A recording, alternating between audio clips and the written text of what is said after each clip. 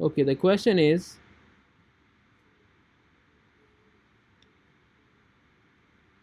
obtain the forced response. So I'm telling that the difference between the steady state response, in the steady state response you will use this formula, which is for 4.1 dash 14.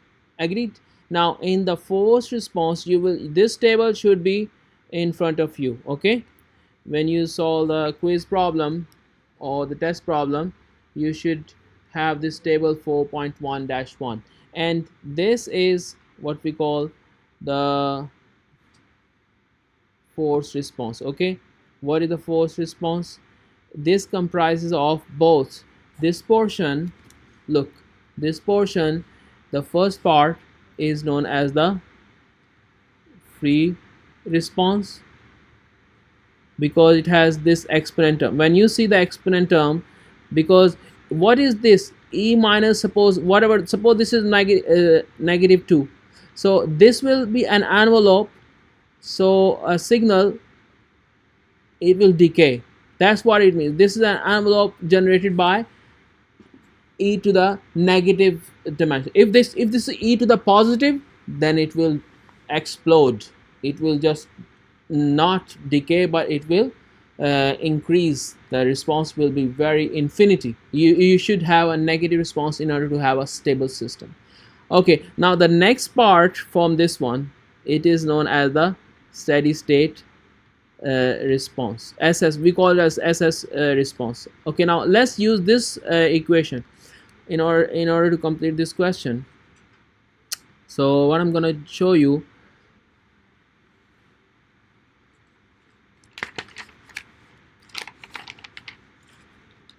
so what is my m? This is very easy. Look, there are two cases, omega equals to 1, omega equals to 2. So let's use case number 1 or a, where omega equals to 1 radian per second. And what is m?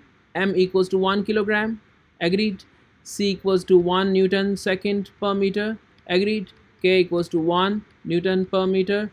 Agreed? And what is f naught? Equals to 1 newton. And what is omega? Omega in this case is 1 radian per second. So these are all the quantities. You should be able to understand how to extract the quantities. So I give you the differential equation of motion. It should not be difficult for you. Okay, now let's use this the force response. The force response equals to, I'm going to copy and paste from my book here. So let me show you over here. Yeah, this one. I'm gonna copy this portion just to save time. I don't want to write down the whole equation.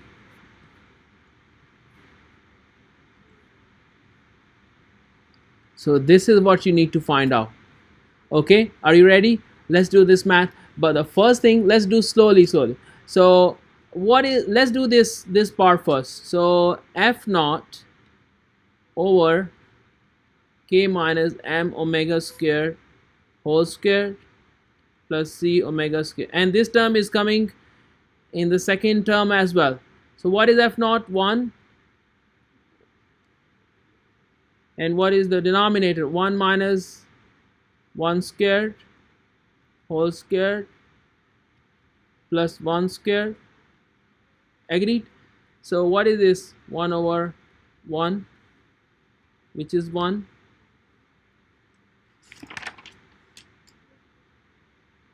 Am I doing something wrong?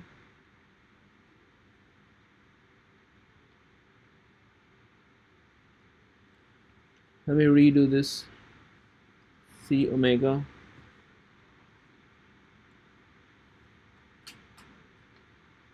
I believe it's correct.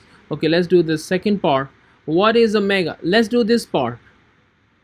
In order to do that, you have to understand what is real part and what is imaginary part. And for that, you need to know what is the quadratic equation. So let me write down this equation. This equation is x double dot plus x dot plus x equals to 0, because for the free response you need to quadratic equation. So it can be written as s square plus s.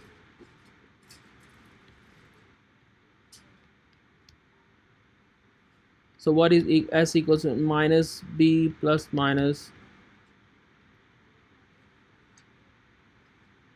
b square minus 4ac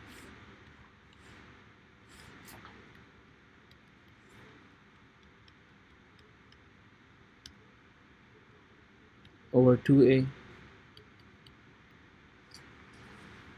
What you guys get? You should get this answer minus zero point 0.5. These are the two roots. Okay, you should get two answers, minus zero point 0.5 plus minus 0.866t. Okay guys, if you see the response has a complex root, so what type of system is it? Underdamped system. Good job. So this is underdamped, and you will write down the real part here and imaginary part here. So let's do this. Minus I'm gonna write this down, or rather I will just write down the answer. You will do the maths later on. So I'm going to write down over here x of t equals to 0.5, this is 0.577 for e to the negative 0.5t times sine omega, which is 0.866c, and the other term is 0.5, sorry, it is not 0.5 but it is just 1, and the other term is, it is plus e to the negative 0.5 t cosine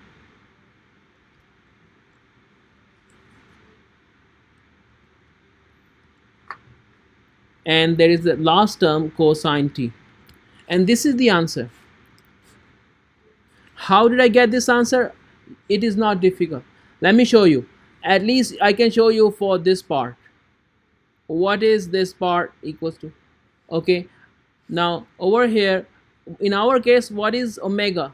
1, so it is sine t. And what is k minus omega square? 0, so it is 0. So I did not write down this term in the force response. Let's go to the next term, which is minus c omega cosine omega t. What is c? 1. Omega is 1, so negative cosine t. So that's what I wrote down over here. So with this, I'm going to stop this recording.